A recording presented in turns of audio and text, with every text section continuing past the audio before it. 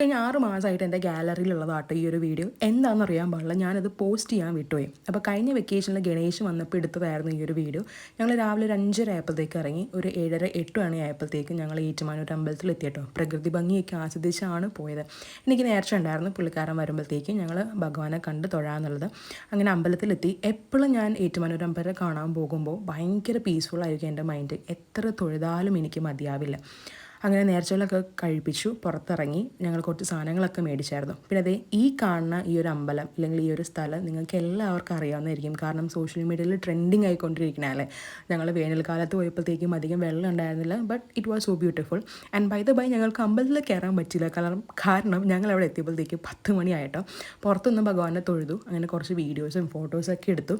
അത് കഴിഞ്ഞ് നേരെ ഞങ്ങളുടെ ചേച്ചിയുടെ വീട്ടിലോട്ട് പോയത്. ചേച്ചി നല്ല അടിപൊളി സദ്യ അവിടെ ഒരുക്കിയിട്ടുണ്ടായിരുന്നു കേട്ടോ. മാമ്പഴ പുളിശ്ശേരിയൊക്കെ ആയിട്ട് അടിപൊളി സദ്യയായിരുന്നു, ഒന്നും പറയാനില്ല.